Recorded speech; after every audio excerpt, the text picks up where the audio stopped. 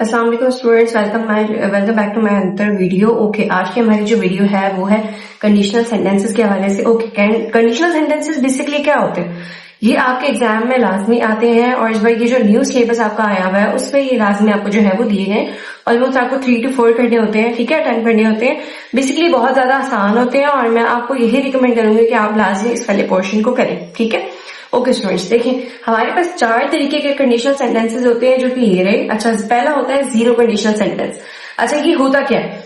Zero conditional sentence में ज्यादातर हम जनरल फैक्ट्स और ट्रुथ के बारे में बात करते हैं, यानी कि इसमें यूनिवर्सल ट्रुथ भी आ जाएगा, उसमें फैक्ट्स आ जाएंगे, ठीक है, यानी कि सच्चाई के हवाले से बात करते हैं। अब वो मैं आपको बताती हूँ कि कौन सा वाली ऐसे एग्जाम्पल है जो जीरो कंडीशन से रिलेटेड है। देखिए फर्स्ट सबसे पहला हमारा है जैसे कि इफ वाटर रीचेस। ये ज्यादातर ये वाला आपको जो है ना इन्होंने दिया हुआ है एग्जाम में, अभी जो पिछले प्री मेडिकल इंजीनियरिंग के एग्जाम्स हुए हैं, ठीक है, तो ये लाजमी आया है उनमें भी, तो आप इसकी लाजमी प्रैक्टिस कर लीजिए। ठीक है, ये कह रहे हैं if water reaches 100 degree Celsius, ठीक है, अगर पानी को हम 100 डिग्री सेल्सियस में करते हैं, ठीक है, तो हमारे पास क्या हो जाएगा? इसके आगे आपने जो है इसे कंप्लीट करना है, ठीक है, मैं आपको बता देती हूँ।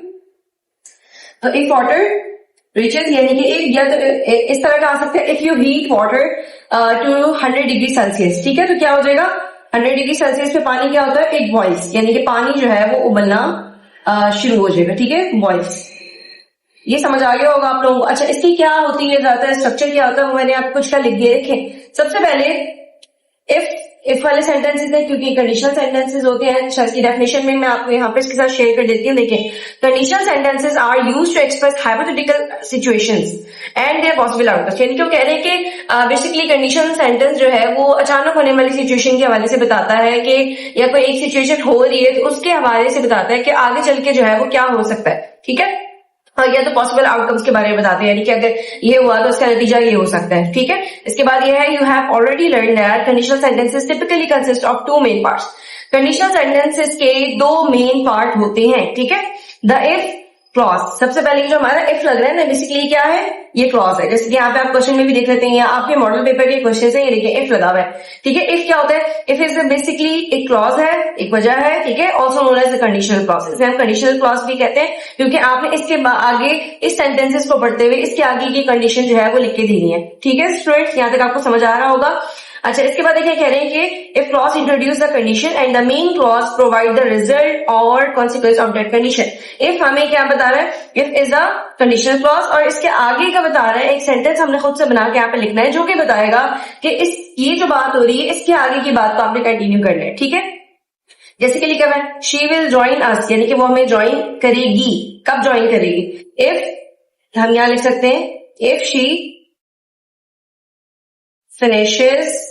फिनिश लिख लें हर वर्क ऑन टाइम, ठीक है स्टूडेंट्स, यहाँ तक बात समझ आई है आपको। अच्छा, ये कहां से आया? पहले टेंसेस देख लेते हैं। शी विल जॉइन अस, यानी कि ये हमारा हो गया फ्यूचर इंडेफिनिट का टेंस, ठीक है। फ्यूचर इंडेफिनिट का अगर हमारे पास तरह से टेंस आता है, यानी कि हमारी फर्स्ट कंडीशन होगी। यहाँ पे लिखा गया for possible event in the future, यानी कि अगर मैंने कहा कि अगर वो मुझे ज्वाइन करेगी, फ्यूचर में ज्वाइन करेगी ना, जाहिर है विथ रियलिस्टिक चेंज, वो फ्यूचर में कैसे ज्वाइन करेगी? जब तक वो अभी प्रेजेंट का काम कंप्लीट नहीं करेगी। यहां तक समझ आ गया आप लोगों को, ठीक है। तो ये क्या हो जाएगा? She will join us if, यानी कि वो हमें तभी ज्वाइन कर सकती है जब, उसके बाद देखिए प्रेजेंट सिंपल का आपने टेंस लिखना है। ये बात समझ आ गई? इफ प्लस प्रेजेंट सिंपल क्यों लिखा गया था? यहाँ पे देखें ईएस नजर आ रहा है आपको। अगर आप लोगों को टेंसेस भी क्लियर नहीं है तो आप मुझे बता दें, ये कि मैं आपको बहुत इजी करके टेंसेस के साथ साथ आपको एक्टिव पैसिव भी उसी में दोनों वीडियो में, एक ही वीडियो में मैं आपको दोनों टॉपिक जो है वो समझा दूंगी, साथ साथ टेंसेस का भी और दूसरा एक्टिव पैसिव का भी। उम्मीद है कि आप लोगों को समझ आ रहा होगा स्टूडेंट्स, ठीक है। ये बात समझ आ गई कि यहाँ पे प्रेजेंट सिंपल क्यों है? क्योंकि यहाँ पे हमारे पास वर्ड के साथ ईएस लग रहा है, ठीक है। और यहाँ पे हमारा अगर कोई सब्जेक्ट थर्ड पर्सन होता है, यानी कि ही शी इट, ठीक है, या एनी नेम, अगर यहाँ पे थर्ड पर्सन आ जाता है तो जिसकी वजह से हम यहाँ पे एस या फिर ईएस वर्ड के साथ लगाते हैं। उम्मीद है कि आप लोगों को समझ आ रहा होगा। तो यहाँ पे हमारा टेंस क्या बन गया? She will join us if, यानी कि वो हमें तभी ज्वाइन कर सकते हैं if she finishes her work on time, यानी कि अगर वो अपना काम वक्त पर खत्म करेगी तो ही वो हमें ज्वाइन कर सकती है, ठीक है। नेक्स्ट हम बढ़ते हैं। इफ आई वर यू का मतलब है अगर मैं तुम्हारी जगह होता, ठीक है। तो आगे क्या लिख सकते हैं? अपनी तरफ से आपने सोचना है कि इसके आगे क्या हो सकता है, ठीक है। अगर मैं तुम्हारी जगह होता, यहाँ हम लिख सकते हैं, ये हमारा थर्ड कंडीशन वाला सेंटेंस है, ठीक है, यानी कि if plus past simple word, ठीक है। If she I were you, अगर मैं तुम्हारी जगह होता, ये पास्ट की बात हो रही है, तो यहां हम लिख सकते हैं आई वुड मैंने यहाँ पे लिखा हुआ है, ठीक है, तो लिख सकते हैं आप इसको I would accept the offer, I would accept the offer. ठीक है स्टूडेंट्स, यानी कि अगर मैं तुम्हारी जगह होता तो मैं ये जो ऑफर मुझे की गई थी उसे मैं एक्सेप्ट कर लेता। ठीक है, नेक्स्ट हम बढ़ते हैं आगे वाले की तरफ। फोर्थ टेंस हमारा है कि they would not have fail if, यानी कि अगर वो फेल नहीं होता। ठीक है, इफ के बाद यही वाला कंडीशनल सेंटेंस आ गया। ठीक है, अगर वो फेल नहीं होता तो हम यहां लिख सकते हैं they had, if they had studied hard, studied hard हम लिख सकते हैं, स्टडीड हार्ड। ये कौन सा टेंस है? ये वाला टेंस है। ये बात समझ आ गई? चारों मैंने आपको इसमें एग्जाम्पल में बता दिए। पहला वाला जो है वो जीरो कंडीशनल है, जिसमें इफ के बाद हम प्रेजेंट सिंपल यूज करेंगे। प्रेजेंट सिंपल कैसे पता लगा? ये एस आपको नजर आ रहा होगा बॉयज के साथ, ये प्रेजेंट सिंपल का टेंस है। सेकंड पर हमने फिर फर्स्ट कंडीशन देखी जिसमें लिखा गया था इफ के साथ आपने प्रेजेंट सिंपल यूज करना है, वो हमने यहाँ पर देख लिया। ठीक है, थर्ड कंडीशन आपने देखनी है for possible event in the future with realistic change, यानी कि इवेंट जो है हमारा जाते ही देखिए फ्यूचर की बात हो रही है। अब रियलिस्टिक चेंज, अगर वो काम वो तभी ज्वाइन करेगी जब उसका काम होगा, अगर नहीं हुआ तो वो ज्वाइन नहीं कर सकेगी, मतलब एक रियलिस्टिक चेंज आया। ठीक है, थर्ड हमारे पास है सेकंड कंडीशन, वो क्या होती है? फॉर हाइपोथेटिकल और अनलाइकली इवेंट, यानी कि हम ये कह सकते हैं कि लाजमी नहीं कि वो बात हो रही हो, हम खुद कह सकते हैं भाई मैं तुम्हारी जगह होता तो मैं ये काम कर लेता। अब कर लेता, कर नहीं रहे, कर लेता, ये हमने बात कही है। ठीक है, तो ये क्या हो जाएगा हमारे पास? ये हमारे पास सेकंड कंडीशन हो जाएगी। ठीक है, अब आ जाते हैं हम थर्ड कंडीशन में। वही for hypothetical events in the past, पहले ये कहे थे कि ये वो इवेंट है जो आगे चल के फ्यूचर में हो सकता है। ठीक है, अब यहाँ पे ये बात कह रही है कि जो हाइपोथेटिकल इवेंट जो है वो पास्ट में हुआ है। ये बात समझ आ गई आप लोगों को? देखो, they would not have fail, वो फेल नहीं होते अगर इफ दे स्टडीड हार्ड, अगर वो बहुत ज्यादा अच्छी पढ़ाई करते हैं। ठीक है, ये बात समझ आ गई होगी आप लोगों को, उम्मीद है। अब हम आगे बढ़ते हैं इसकी तरफ, आगे वाले सेंटेंसेस की तरफ। जी, इसमें लिखा हुआ है इफ शी स्टडीज हार्ड, अगर वो ज्यादा पढ़ाई करेगी तो क्या हो जाएगा? शी विल, ये कभी वो स्टडीज हार्ड प्रेजेंट में, यानी वो पढ़ाई भी कर रही है, करेगी, प्रेजेंट में करेगी। ठीक है, तो यार प्रेजेंट की बात हो रही तो हम पास्ट की तो बात ही करेंगे, वुड तो नहीं लिखेंगे, हम क्या लिखेंगे? शी विल पास, यानी कि वो क्योंकि फ्यूचर में इसका रिजल्ट आएगा तो हम यहां लिख सकते हैं if she will pass the exam. अब हम बढ़ते हैं नेक्स्ट वाले की तरफ, सिक्स वाले। If I were a millionaire, every person dream, हर बंदे का ख्वाब होता है कि भाई if I were a millionaire, billionaire, trillionaire. ठीक है, ऑल्सो तो यहां लिख सकते हैं if I were a millionaire, यानी कि जब मैं मिलियनेयर बन जाऊंगा तो हम यहां लिख सकते हैं I would travel the world. ठीक है, क्या होगा अगर मैं मिलियनेयर बन जाऊंगी? तो I would travel the world. अब मिलियनेयर बनना है नहीं बनना है, इट जस्ट अ थॉट। ठीक है, तो ये किससे रिलेट कर रहा है? ये कौन सा वाला है? कौन बताएगा? यहाँ पे देखिए, ये वाला मिलियनेयर वाला है ना, तो ये आपको सेकंड कंडीशन लग रही है, यानी कि ये इससे रिलेट कर रहा है इफ आई वर यू, अगर तुम्हारी जगह होता, अगर मैं मिलियनेयर होता। ठीक है, इस तरह के सेंटेंसेस आ रहे हैं, तो मीन्स ये कौन सी कंडीशन है? Second condition. इसमें आपने क्या करना है? वुड लगाना है। ये बात समझ आ गई आप लोगों को? ठीक है, if I were a millionaire I would travel the world. ठीक है, ट्रैवल यहाँ पे लिखना थोड़ा सा मिस कर दिया मैंने, I would travel the world. ठीक है, अब हम बढ़ते हैं नेक्स्ट की तरफ। ये वाला, if the weather remain sunny this weekend, अगर आज जो है ना मौसम क्या हुआ? सनी, धूप हुआ। ठीक है, आज के जो वेदर होगा, ठीक है, वो क्या होगा? बिल्कुल सनी होगा वीकेंड पे। तो क्या करेंगे? आज ये भी रिमेन सनी, यानी कि प्रेजेंट की बात हो रही है। प्रेजेंट में अगर मौसम अच्छा होगा तभी हम जा सकेंगे ना घूमने के लिए, तो अभी हम गए नहीं, अभी हमने जाना है, तो यहाँ क्या लगाएंगे? यकीनन विल लगाएंगे, तो हम यहाँ लिख सकते हैं कि we will go to the बीच।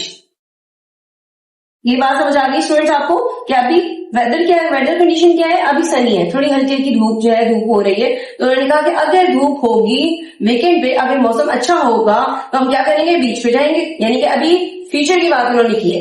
यहाँ पे देखिए प्रेजेंट की बात की गई थी, इसके आगे आपने फ्यूचर का टेंस यूज करना है। इसी तरह जो है ना आपने इस बात को याद रखना है, इसे समझ के करना है, क्योंकि ये बहुत इंपॉर्टेंट है। इसके छोटे मोटे मार्क्स, लेकिन ये कि आपको अच्छे नंबर दिलवा सकते हैं एग्जाम में। अच्छा, ये वाला देख लेते हैं, if it had not rain then. ठीक है, अगर बारिश ना हुई तो, अब ये लिख सकते हैं अगर बारिश ना हुई, हैड की बात हो रही है, यानी कि पास्ट की बात हो रही है। ठीक है, अच्छा अब लिख सकते हैं we would have played the match. We would have played the match.